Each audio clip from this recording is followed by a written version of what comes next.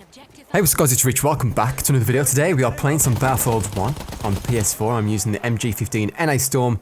In this first gameplay, I've got a few little clips here and there just to showcase what it's like as a solo player trying to rush up in operations and what you can do to win more games, to increase your score per minute, your KDR, and all of those good stats that you may or may not care about. But more importantly, you'll win more games. And I think that these tips will definitely allow you to achieve that goal. Now, in operations, in Battlefield, you are still relying on your teammates as a solo player. There is no way that you can overpower a team of 40 on the other team, or a team of 64, even worse, on your own. But there are definitely certain strategies, certain techniques that you can do that just put pressure on the enemies and can also create opportunities for your teammates to move up, take a different flank route, open up a choke point, things like that. Now, the first thing that I've realized that I do when I'm playing solo, which I've only ever played Battlefield solo on PS4 at least. I've played it with someone on PC, but on PS4 I've only ever played it solo, and I always stick to the medic class and the support class, purely because on those two classes you're at least half sustainable. With the medic class you can always take cover, quickly heal up instead of having to wait if you're like an assault or a support guy. With the support you can always rush up. It may not be optimal with an LMG, but at least you can resupply limpet charges, grenades, ammo, things like that. I like the self-sustainability of those two classes, and that's why I've been drawn to them as a solo player. Having said that, I haven't used the Hell Regal yet on the assault class, so maybe my opinions will change once I unlock that rank 10 gun. I'll just have to use assault a little bit more. Another thing that you can do if you're just a purely solo player is to try and play game modes that suit your playstyle. For me, I like to play operations and rush purely because it is easier for me to make a difference in rush and operations than it is conquest. If I am one man in conquest, I cannot travel the entire map. I cannot defend F flag and C flag at the same time. It's too difficult. If I was with friends in a squad and we were talking on Skype or something, that would be amazing. We could coordinate attacks on certain flags, trying to defend certain flags together. We would have a massive influence on the game. But as a solo player, it's too difficult in conquest. It can be fun if your team is quite good. But I just find operations and rush the perfect game modes for me as a solo objective rush heavy player. Another thing that I do that goes in tandem with that last tip, actually, if you wanted to play those two game modes, is to always try and play on the aggressive team. It allows you to make big plays that have a big difference and a big influence on the game. If you take out 5 people on the flag, your teammate's going to be able to move up and take that objective from the enemies. If you're on the defensive team and you get 5 kills on a flag, you probably saved the game for your team, but the enemies still have a chance to win because they're going to regroup, they're going to attack again, and it's just you're just waiting for the aggressive team to win. So as a proactive player that tries to influence the game as much as possible, I think aggressive play on rush and operations is your best bet. So once you are using your favorite class and you're on operations or rush, the next thing that I do is to try and rush up as soon as the new sector is available. As you saw in this clip at the start here, I'm using the MG15 and I've got limpet charges on this support class. I've immediately rushed up the left-hand side because the enemies don't expect it. They've got a locked gate back there. There's no other way to get in apart from underground and this main door, which people always go to. I was the only person that went to the left. They weren't expecting it. I killed someone as I was blowing up the door on the left, managed to rush in, and it just opened up another route for my teammates to come through.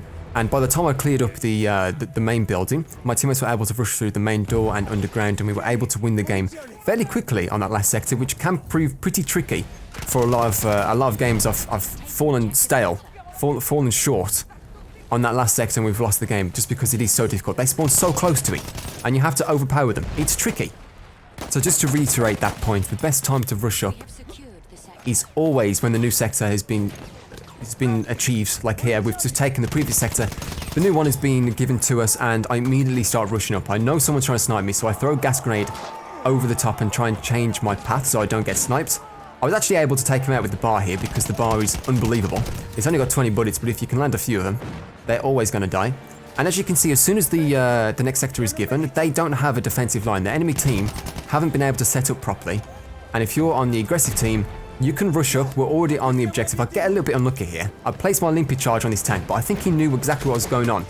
I would have been able to kill that guy at the back there, but the tank guy reversed, so I killed myself with my own limpet charge. But as soon as I spawned in, my teammates had been able to take the tank, and purely because we rushed up as soon as the new sector was given to us, we were able to take the flag really simply, rather than letting that tank get to the objective first, being able to set up, have teammates repair it whenever it got damaged by an assault class or something, it would have been far, far more difficult for us to win that sector if we hadn't have done that.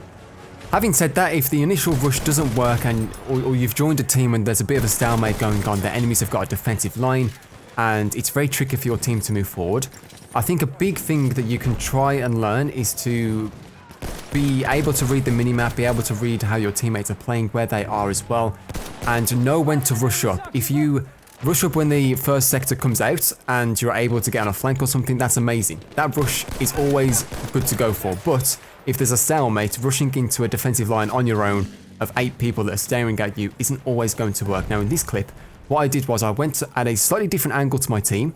I went to the left a little bit, I sat behind a head which I tried to get a few picks here and there, just to reduce the number of people on this A sector, which is always difficult to get. There's bombing planes overhead, there's tanks, there's about 20 people rushing it from their spawn trying to defend it. But if you as the solo player can go to the left or the right, a different angle to your teammates, offers something else to your team that no one else is offering, like the crossfire that offers to your team, so the enemies can't always be in cover from you.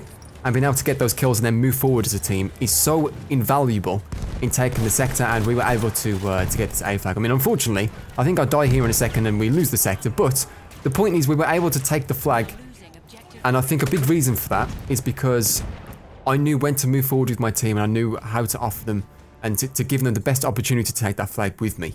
So these tips that I've given you here today, the gameplay you're watching was all from my previous game session. I was playing for about 3.5 hours, and this gameplay was from the last hour and a half-ish. When I jumped on this account, I hadn't played it since the first 2 weeks of Battlefield 1's release, and my score per minute was around 1,100, and by the end of the 3.5 hours, my score per minute was coming up to 1,500. I don't think I've lost many games at all, even as a solo player, purely because I was using those tips that I've given you in today's video. Now, if you found it informative or interesting or enjoyable in any way, please leave me a like rating, subscribe to the channel if you are new for some more Battlefield content, and I will see you all in the next video. Bye.